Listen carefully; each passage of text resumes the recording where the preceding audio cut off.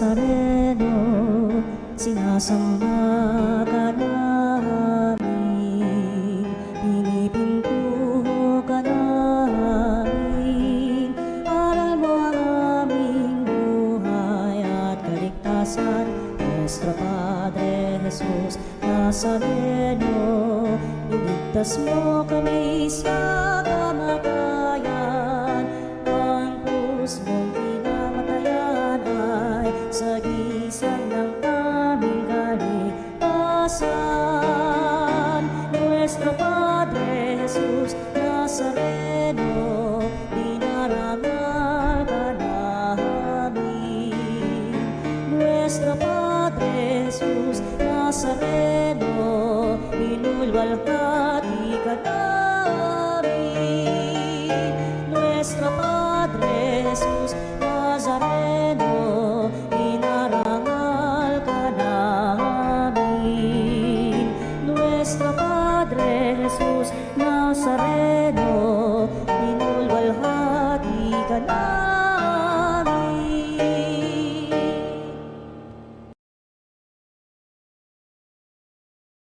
Lahat ay makayakap, buksan ang aming isip, sikatan ang liwanag ng kusang matangkilik, tungkulin mabanal. Buksan ang aming palad, sarili maialay, tulungan mong ihanap kami ng bagong malay. Sa ngalan ng Ama at ng Anak at ng Espiritu Santo. Amen. Ang pagpapala ng ating Panginoong Hesukristo, ang pag-ibig ng Diyos Ama, at ang pagkipagkaisa ng Espiritu Santo naway sumainyong lahat. At sumaiyo rin. Mga kapatid, aminin natin ang ating mga kasalanan upang tayo'y maging marapat gumanap sa banal na pagdiriwang. Inaamin ko sa makapangyarihan Diyos At sa inyo mga kapatid, na lubha ako nagkasala sa isip, sa salita at sa gawa, at sa aking pagkukulang. Kaya isinasamo ko sa mahal na Birheng Maria, sa lahat ng mga anghel at mga banal, at sa inyo mga kapatid, na ako'y ipanalangin sa Panginoong ating Diyos. Kaawaan tayo ng makapangyarihang Diyos, patawarin tayo sa ating mga kasalanan, at patnubayan tayo sa buhay na walang hanggan. Amen. Panginoon, kaawaan mo kami. Panginoon, kaawaan mo kami. Kristo, kaawaan mo kami. Kristo, kaawaan mo kami. Panginoon, kaawaan mo kami. Panginoon, kaawaan mo kami. Manalangin tayo. Ama naming makapangyarihan, ikaw ay nagmamagandang loob na sa iyong pagpapala kami mapuspos. Kaya't ihanda mo kaming kamtin ang iyong alindog sa langit, pakundangan sa pagbabago sa luma naming ugali at ugali na ay pinalit sa pamagitan na Hesukristo kasama ng Espiritu Santo magpasawalang hanggan. Amen. Pagbasa mula sa aklat ni Propeta Daniel. Noong mga araw na iyon, ang mga tao ay nagkaisang parusahan ng kamatayan si Susana. Dahil dito, malakas at umiiyak na sinabi ni Susana, Diyos na walang hanggan, nalalaman mo po ang lahat ng lihim at nakikita ang lahat ng bagay bago pa mangyari. Alam mo pong walang katotohanan ang ibinibintang nila sa akin. Hindi ko ginagawa kailanman ang ipinararatang nila sa akin. Bakit kailangang mamatay? Dininig ng Diyos ang kanyang dalangin. Nang si Susana ay dinadala na sa pagpapatayan sa kanya, isang binatang nagngangalang Daniel ang malakas na tumutol. Ayokong mapabilang sa magbububo ng dugo ng babaeng ito. Sabi niya, tinanong siya ng mga tao, "Ano ang ibig mong sabihin, binata?" Lumapit sa unahan ang binata at nagpatuloy ng pagsasalita, "Mga Israelita, hangal ba kayo at hinatulan ninyo ang babaeng ito nang di muna sinisiyasat at maingat na sinaliksik ang katotohanan? Kailangang ulitin ang paglilitis. Walang katotohanan ang katibayang inilalahad ng dalawang iyan." Nagdudumaling bumalik ang mga tao. Sinabi ng mga pinuno, "Daniel, yamang binigyan ka ng Diyos ng karunungang gaya ng isang matanda. Halika at sumama ka sa amin sa paghatol sa usaping ito." Pagkatapos, nagsalita si Daniel, "Paglayuin ninyo ang dalawang hukom at magkahiwalay ko silang sisiyasatin." Nang mapaglayo na sila, tinawag ni Daniel ang isa at sinabi, "Matandang walang pinagkatandaan, inilalantad ka ng maraming kasalanang ginawa mo. Hindi makatarungan ang mga hatol na iginagawad mo. Pinarurusahan mo ang walang kasalanan at pinalalaya ang talagang nagkasala. Di ba sinabi ng Diyos, huwag ninyong parurusahan ng kamatayan ang walang sala. Kung talagang nakita mo ang ipinararatang mo sa babaeng ito, sabihin mo sa amin, sa ilalim ng anong puno sila nagtatalik nang matutop ninyo?" Sumagot siya, "Sa ilalim ng punong hati." Sinabi ni Daniel, "Gayon, buhay mo ang kapalit ng iyong sagot, pagkat ibinigay ng Diyos sa kanyang anghel ang parusa mo at hahatiin ka sa dalawa." Inilayo siya roon at ipinatawag ang kanyang kasama. Paglapit nito, sinabi ni Daniel, "Ikaw naman, anak ni Kanaan, hindi ka tunay na Hudyo. Binihag ng alindog ng babae ang iyong isip at inalipin ng kahalayan ang iyong puso. Alam na namin na ngayon ang ginagawa mo sa kababaihan ng Israel. Tinatakot mo sila para pagbigyan ang iyong kahalayan. Subalit narito ang isang babae ng Huda na hindi natakot sa iyong kaimbian. Sabihin mo, sa ilalim ng anong puno ninyo nakita ang inyong pinagbibintangan?" At sumagot ang matanda, "Sa ilalim ng punong putol." Gayon, pakli naman ni Daniel, "Buhay mo ang katumbas ng kasinungalingang ito, pagkat naghihintay na ang anghel ng Diyos upang putulin ka sa pamamagitan ng tabak." Dahil dito, nagsigawan sa tuwa ang lahat ng nakasaksi at nagpuri sila sa Diyos, sapagkat inililigtas niya ang mga nagtitiwala sa Kanya. Binalingan nila ang dalawang hukom, matapos patunayan ni Daniel na sila'y nagsisinungaling at nanumpang di totoo. Hinatulan silang mamatay ayon sa kautusan ni Moises. Ang nagparatang ng di totoo ay siyang lalapatan ng parusang nakatakda sa kasalanang ipinararatang niya. Naligtas sa kamatayan ang isang taong walang kasalanan. Ang salita ng Diyos. Salamat sa Diyos. Kahit sa daang madilim, Panginoon ko'y kapiling. Kahit sa daang madilim, Panginoon ko'y kapiling. Panginooy aking pastol, hindi ako nagkukulang. Ako'y pinahihimlay sa mainam na pastulan at inaakay niya ako sa tahimik na batisan. Binibigyan niya ako niyong bagong kalakasan. Kahit sa daang madilim, Panginoon ko'y kapiling. At sangayon sa pangako na kanyang binitiwan, sa matuwid na landasi doon ako inaakay.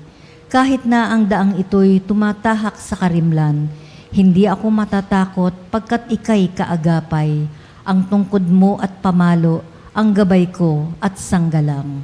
Kahit sa daang madilim, Panginoon ko'y kapiling. Sa harapan ng lingkod mo, ikaw ay may handang dulang. Ito'y iyong ginagawang nakikita ng kaaway. Nalulugod ka sa akin na ulo ko ay langisan, pati na ang kalis ko ay iyong pinaaapaw. Kahit sa daang madilim, Panginoon ko'y kapiling. Tunay na ang pag-ibig mo at ang iyong kabutihan, Sa saakit tataglayin habang ako'y nabubuhay, doon ako sa templo mo, lalagi mananahan. Kahit sa daang madilim, Panginoon ko'y kapiling. Wika mo'y aming diringgin, wika mo'y aming susundin, wika mo'y aming tutupin, wika mo'y aming diringgin, wika mo'y aming susundin, wika mo'y aming tutupin.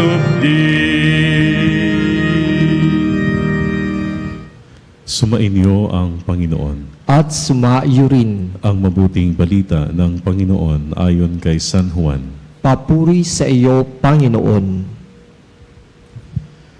Noong panahong iyon, sinabi ni Jesus sa mga Pariseo, "Ako ang ilaw ng sanlibutan.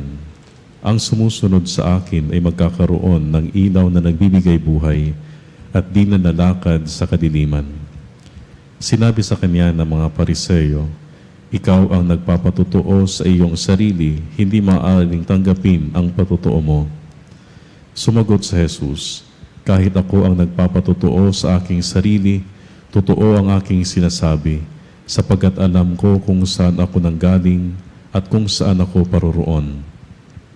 Ngunit hindi ninyo alam ang aking pinanggalingan at ang aking paroroonan. Humahatol kayo ayon sa paghatol ng tao, ngunit hindi ako humahatol kanino man. Humatol man ako, tama ang aking paghatol, sapagkat hindi lamang ako ang humahatol, kundi ako at ang amang nagsugo sa akin. Nasusulat sa inyong kautusan na dapat tanggapin ang patotoo ng dalawang tao. Nagpapatotoo ako tungkol sa aking sarili at nagpapatotoo rin ng amang nagsugo sa akin." Kaya't siya'y tinanong nila, "Nasaan ang iyong ama?" Sumagot si Jesus, "Hindi ninyo ako nakikilala ni ang aking ama. Kung nakikilala ninyo ako, siya'y makikilala rin ninyo." Ito ay sinabi ni Jesus nang siya'y nagtuturo sa templo sa milalagyan ng kaloob. Ngunit walang nangahas sumuli sa kanya sapagkat hindi pa niya oras. Ang mabuting balita ng Panginoon. Pinupuri ka namin, Panginoong Hesukristo. Mga kapatid, tayo ngayon ay nasa huling linggo na ng huling semana ng ating 40 araw na paghahanda para sa dakilang kapistahan ng muling pagkabuhay ng Panginoon. At ang ebanghelyo ang napakinggan mula kay San Juan ay ang dialogue, conversation ng Panginoon at ng mga Pariseo tungkol sa kanyang pagpapatotoo sa kanyang sarili bilang ilaw. No? Ayon sa mga nag-aaral at nagsasaliksik ng Biblia, espesyal ang settings ng pagtuturo ni Jesus.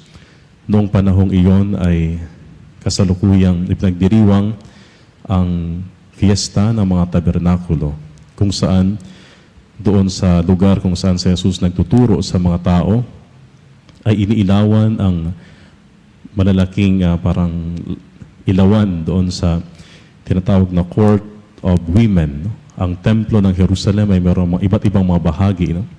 Mayroong mga lugar na pwedeng pumunta doon kahit ang mga hentil, ang mga hindi kabahagi sa bayan ng Israel. Meron naman na pwedeng pumunta ang mga Israelita, kababaihan, ang lahat. No? Merong isang parte na puro lamang mga pari at ang pinaka-sentro, Holy of Holies, ang high priest lamang makapupunta. No? Once in every year, no? During their, yung tinatawag na Yom Kippur. No? Mga kapatid, sa lugar kung saan si Jesus nagtuturo ay sa Court of Women. No? At sa lugar na iyon, iniilawan no? During the Feast of the Tabernacles. Ang lugar na iyon talagang parang medyo moving ang spectacle at it reminds them of their journey nung sila ay nasa disyerto na sila ginagabayan ng ilaw kapag gabi at ng ulap no? During the day. No? At sinabi ni Jesus sa lugar na iyon habang siya nagtuturo, ako ang ilaw ng sanlibutan. No? So mas may impact no, para sa kanya mga audience. No? Sapagkat mayroong visible, sila nakikita na ilaw na maganda kapag may ilaw. No? Kahit sa ating experience, kapag brown out, no? Maliban sa mainit na wala ding ilaw. No? At mahirap ang buhay kung walang ilaw. Sa Jesus, ang ilaw ng sanlibutan. No? Sapagkat sa pamagitan niya, nagkakaroon ng kahulugan ang ating buhay. No? Siyang nagbibigay ng kahulugan. No? Sa dokumento ng simbahan, no? Gaudium et Spes, no? If I'm not mistaken, it's number 22. No? We are told no, by this official document of the Church that Christ reveals man to himself. No? Pinapakilala tayo sa ating sarili sa pamamagitan ni Kristo. Siya ang ilaw para sa ating sarili. Para maunawaan natin kung saan tayo nanggaling, saan tayo papunta. No? Alam ni Jesus sapagkat siya ang karunungan ng Diyos. Siya ang ilaw ng sanlibutan. Siya ang parang fullness of revelation at siya din ang nagbibigay sa atin ng ilaw para maintindihan ang pagpapahayag na ito ng ating Panginoon. Mga kapatid, ngayong panahon ng Kwaresma, mas tumalim pa nawa ang ating pagtanggap sa ilaw ni Kristo, lalong-lalo na sa muling pagkabuhay. Merong partikular na ginagawa sa Easter Vigil, no? Kung saan ang Paschal Candle na sumisimbolo sa muling pagkabuhay ni Kristo ay nasa tabi ng lectern, kung saan binabasa ang mga Old Testament readings at ang parang ilaw ng Paschal Candle ang nagliliwanag sa mga readings. Maintindihan natin ang Old Testament sa pamamagitan ng liwanag ni Kristo. Maintindihan natin ang ating buhay sa pamamagitan ng liwanag na nagmumula sa ating Panginoon. Amen.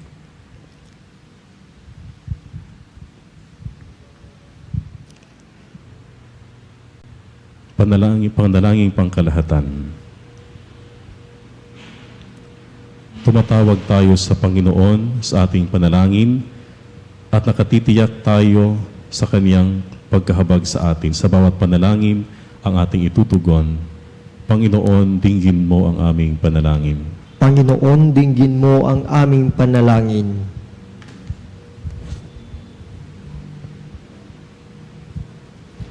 Ang mga napalayo sa Diyos dahil sa kasalanan, naway makaranas ng mapagmahal na habag ng tagapagligtas, manalangin tayo sa Panginoon. Panginoon, dinggin mo ang aming panalangin.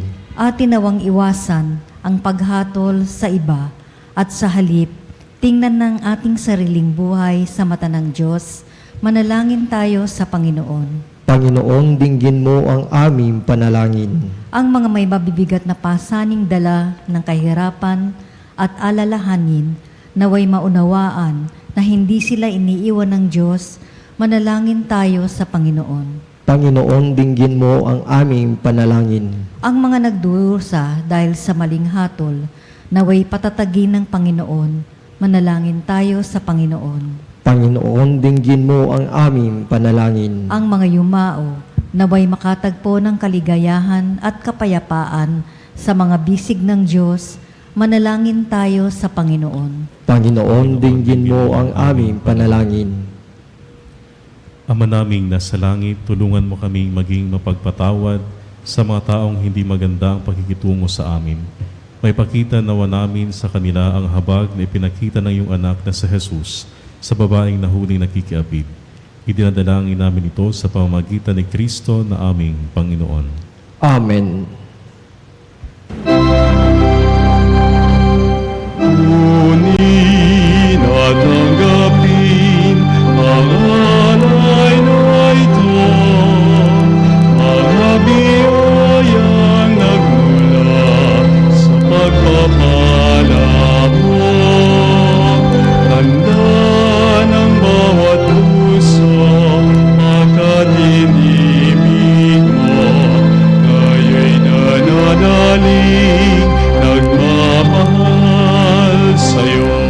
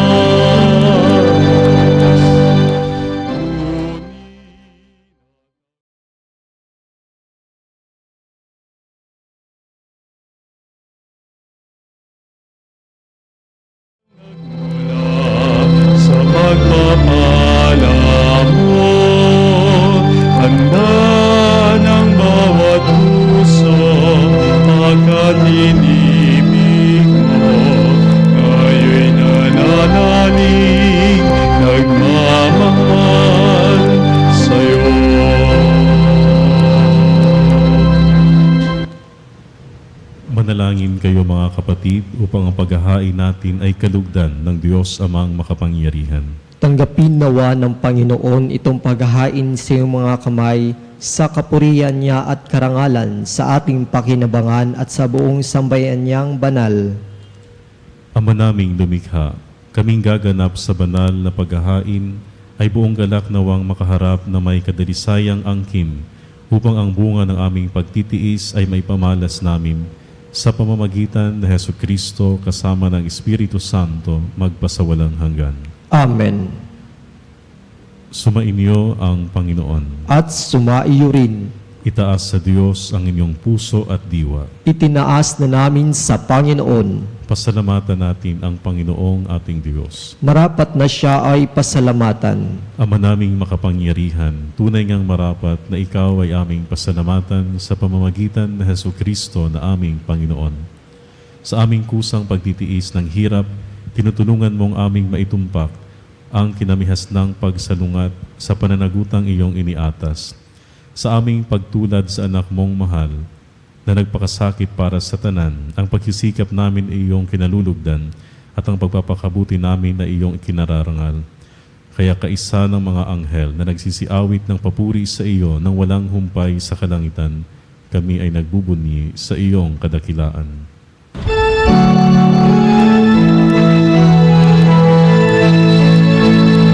Santo, Santo, Santo, Panginoong Diyos na makapangyarihan, napupuno.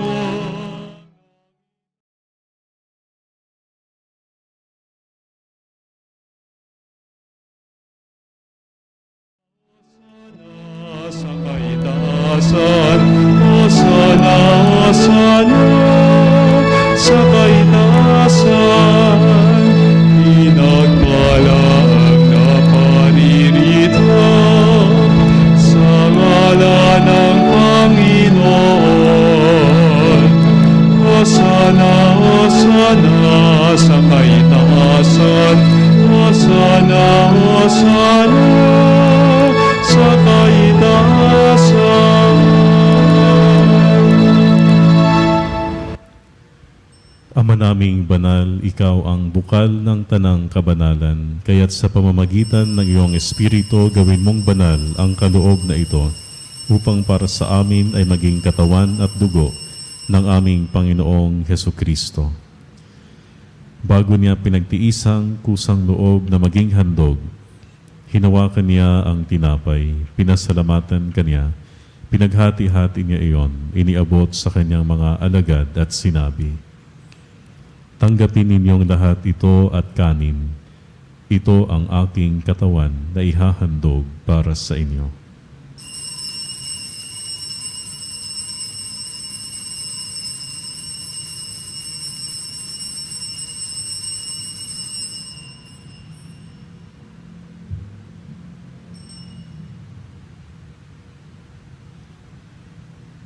Gayon din naman, noong matapos ang hapunan, hinawakan niya ang kalis. Muli kaniyang pinasalamatan.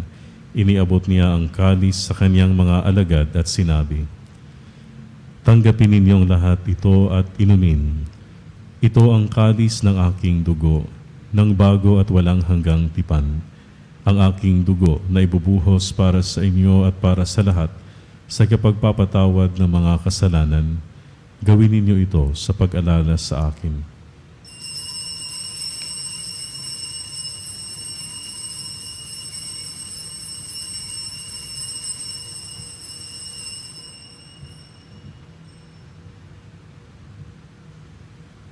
Ipagbunyi natin ang misteryo ng pananampalataya. Si Kristo'y namatay, si Kristo'y nabuhay, si Kristo'y babalik sa wakas ng panahon. Ama, ginagawa namin ngayon ang pag-alala sa pagkamatay at muling pagkabuhay ng iyong anak. Kaya tiniaalay namin sa iyo ang tinapay na nagbibigay buhay at ang kalis na nagkakaloob ng kaligtasan. Kami ay nagpapasalamat dahil kami iyong minarapat na tumayo sa harap mo para maglingkod sa iyo. isinasamo namin kaming magsasalo-salo sa katawan at dugo ni Kristo ay mabuklod sa pagkakaisa sa pamamagitan ng Espiritu Santo. Ama, lingapin mo ang iyong simbahang naganap sa buong daigdig. Puspusin mo kami sa pag-ibig kaisa ni Francisco na aming Papa at na Elias na aming Obispo at ng Tanang Kaparian. Alalahanin mo rin ang mga kapatid naming nahimlay nang may pag-asang sila'y muling mabubuhay, gayon din ang lahat ng mga pumanaw. Kaawaan mo sila at patuloyin sa iyong kaliwanagan. Kaawaan mo at pagindapatin kaming lahat na makasalo sa iyong buhay na walang wakas. Kaisa ng mahal na Birheng Maria na ina ng Diyos, ni San Jose na kanyang esposo, kaisa ng mga apostol, at ng lahat ng mga banal na namuhay dito sa daigdig ng kalugod-lugod sa iyo. May pagdiwang nawa namin ang pagpupuri sa ikararangal mo sa pamamagitan ng iyong anak na aming Panginoong Hesukristo.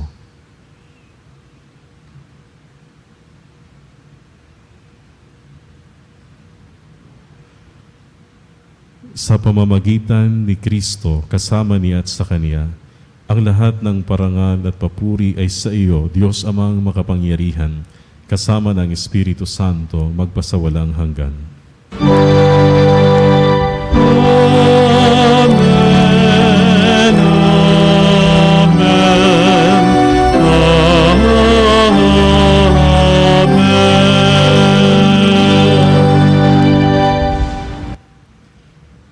Sa tagubilin naman nakagagaling na utos at turo na Jesus na Panginoon natin at Diyos, ipahayag natin ng lakas loob.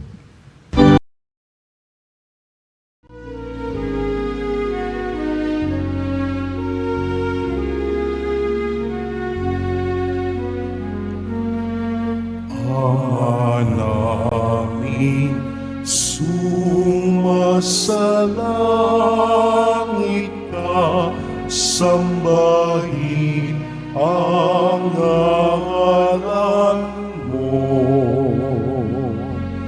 Mapasa amin ang kaharian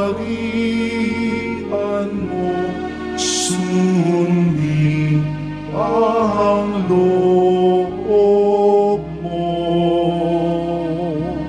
Dito sa lupa para ng sa langit, bigyan mo kami ngayon ng aming kakanin sa araw-araw, at patawarin mo ang aming mga sala para ng pagpapatawad namin sa nagkakasala sa amin, at huwag mo kami pahintulot sa tukso, at iadya mo kami sa lahat ng masama. Hinihiling namin kami iadya sa lahat ng masama, pagkalooban ng kapayapaan araw-araw, iligtas sa kasalanan at ilayo sa lahat ng kapahamakan, samantalang aming pinananabikan ang dakilang araw ng pagpapahayag ng tagapagligtas naming sa Hesukristo. Sapagkat iyo ang kaharian, kapangyarihan at ang kapurihan magpakailanman. Amen. Panginoong Hesukristo, sinabi mo sa iyong mga apostol, kapayapaan ang iniiwan ko sa inyo, ang aking kapayapaan ang ibinibigay ko sa inyo. Tunghayan mo ang aming pananampalataya at huwag ang aming pagkakasala. Pagkalooban mo kami ng kapayapaan at pagkakaisa, ayon sa iyong kalooban, kasama ng Espiritu Santo, magpasawalang hanggan. Amen. Ang kapayapaan ng Panginoon ay laging sumainyo. At sumaiyo rin. Mga kapatid, magbigayan kayo ng kapayapaan sa isa't isa. Peace be with you.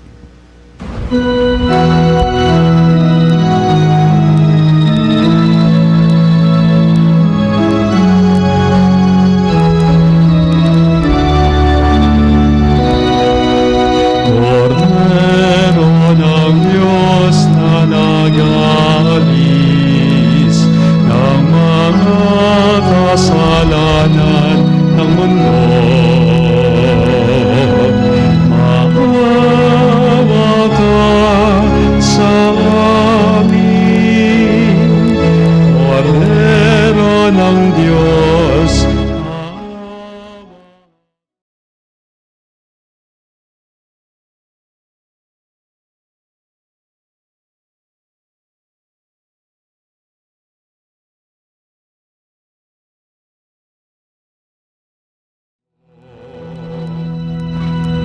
Maawa ka sa amin, Kordero ng Diyos, maawa ka. Kordero ng Diyos na nag-aalis ng mga kasalanan ng mundo, ipagkaloob mo sa amin ang kapayapaan.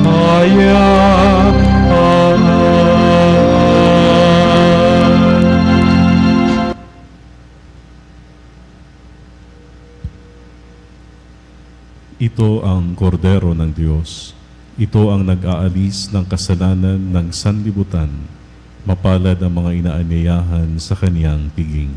Panginoon, hindi ako karapat-dapat na magpatuloy sa iyo, ngunit sa isang salita mo lamang ay gagaling na ako.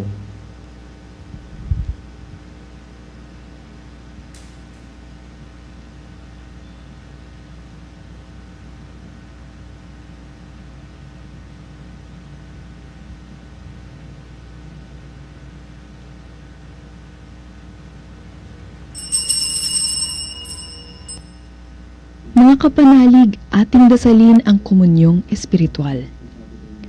O Jesus, nananalig ako sa pananahan mo sa kabanal-banalang sakramento. Minamahal kita higit sa lahat at hangad ka ng aking kaluluwa. Hindi ko man matatanggap ngayon ang iyong katawan at dugo, inaasahan ko na patuloy kang mamumuhay sa aking puso. Naniniwala ako na narito ka at kaisa ka ng aking buong pagkatao. Huwag mong ipahintulot na mawalay ako sa iyo. Amen.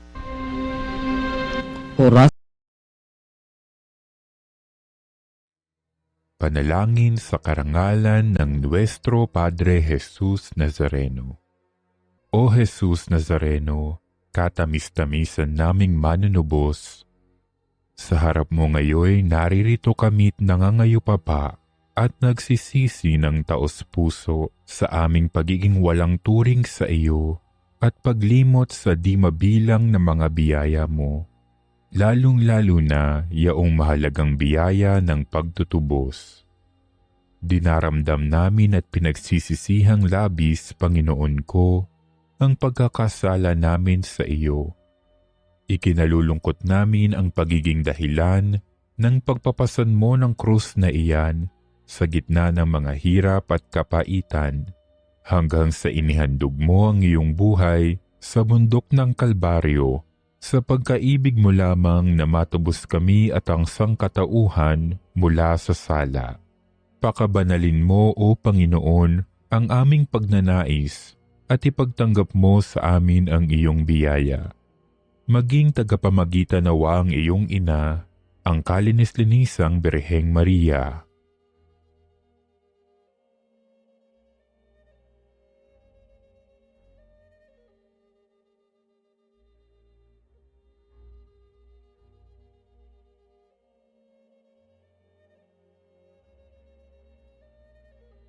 Ama naming makapangyarihan, niloob mong akuin ang iyong anak, ang krus at kamatayan, upang ang sangkatauhan ay matubos at mabuhay. Ang pag-ako namin sa krus at kamatayan dito sa lupa, ayon sa diwa ng pagsunod sa iyong loob, na ginanap ng iyong anak, ay magpagindapat nawa naming kamtin ang lubos na katubusan at pagkabuhay sa iyong piling, sa pamamagitan ni Hesukristo, kasama ng Espiritu Santo, magpasawalang hanggan. Amen. Nuestro Padre Jesus Nazareno, Panginoon namin at Diyos, kaawaan mo kami. Manalangin tayo. Ama naming mapagmahal, kaming pinapakinabang mo sa piging ng iyong pagpapala, ay pamalagiin nawa nitong walang hilig sa masama at sa gayon ay maliksi naming masundan ang yapak ng halimbawa ni Hesukristo, ang aming tagapamagitan kasama ng Espiritu Santo magpasawalang hanggan. Amen. Sa ating healing mass, special na pinapanalangin natin ang mga may sakit. Panginoon naming mapagmahal at mahabagin, lumalapit po kami sa iyo na may buong pananampalataya. Idinadalangin ang mga may karamdaman. Ipinagkakatiwala namin sa iyo ang kanilang katawan, isip at kaluluwa.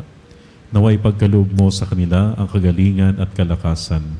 Hipuin mo sila ng iyong mapagpalang kamay, O Diyos, at tanggalin ang anumang sakit at paghihirap na kanilang dinaranas. Palakasin mo ang kanilang loob upang harapin ang pagsubok na ito na may pagtitiwala sa iyong banal na kalooban.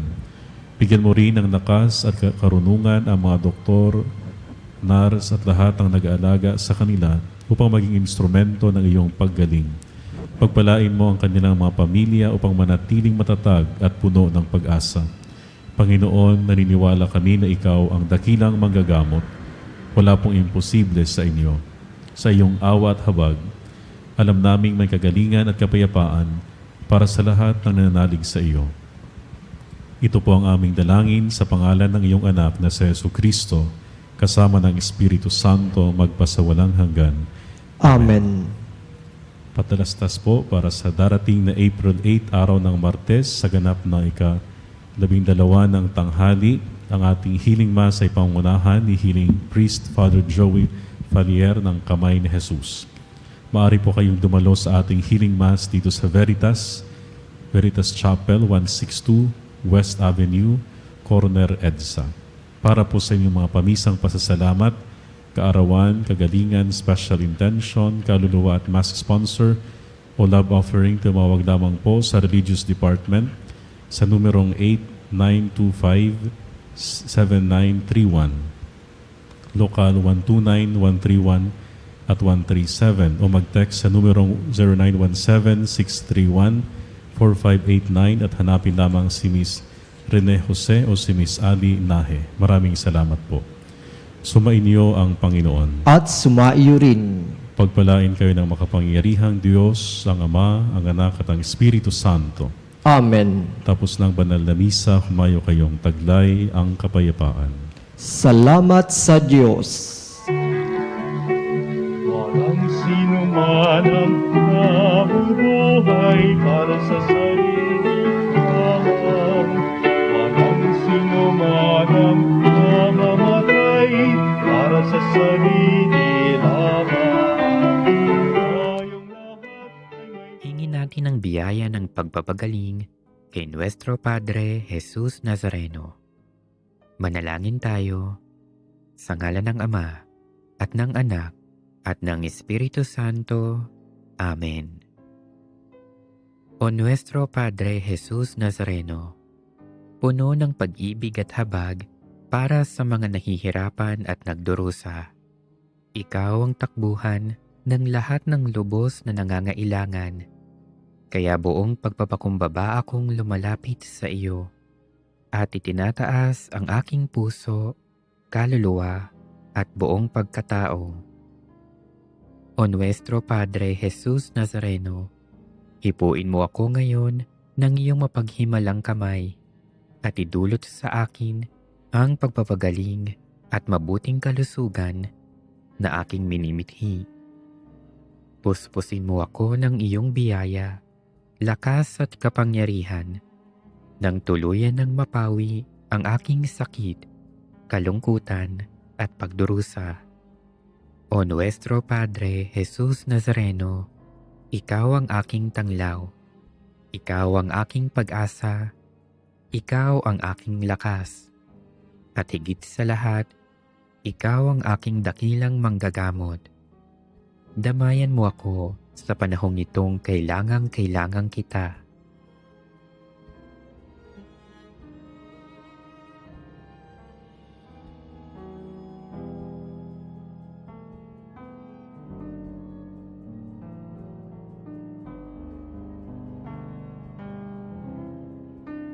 O Nuestro Padre Jesus Nazareno, samahan mo ako sa oras ng pagsubok at paghihirap.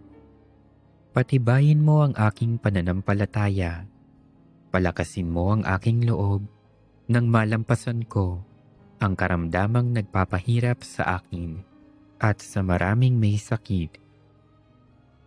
O Nuestro Padre Jesus Nazareno, dinggin mo ang aking mga hibik nang tuluyan kong madama ang iyong nakapagpapagaling na pag-ibig. Nananalig akong gagawa ka ng himala sa aking buhay. O Nuestro Padre Jesus Nazareno, buong paggalang at pagtitiwala akong tumatawag sa iyo. Pagalingin mo nawa ako mula sa lahat ng aking karamdaman. Alisin mo nawa ang aking mga takot at alalahanin sa buhay. Patawarin mo nawa ako sa aking mga kasalanan at bigyan mo nawa ako ng tunay na kapayapaan at malakas na pangangatawan. O Nuestro Padre Jesus Nazareno, nagtitiwala ako sa iyong walang hanggang kapangyarihan. Nananalig ako sa iyong mga salita at naniniwala akong walang sakit na hindi mo kayang pagalingin.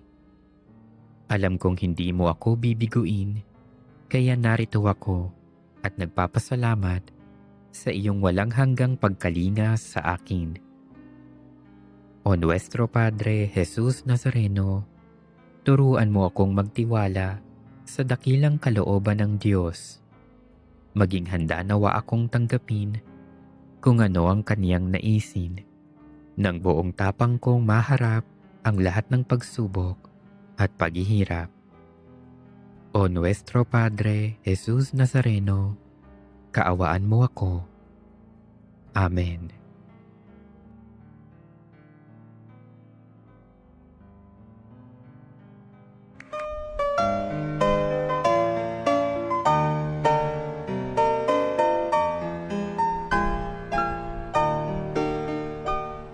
Nuestro Padre Jesus Nazareno, sinasamba ka namin, pinipintuho ka namin, aral mo ang aming buhay at kaligtasan.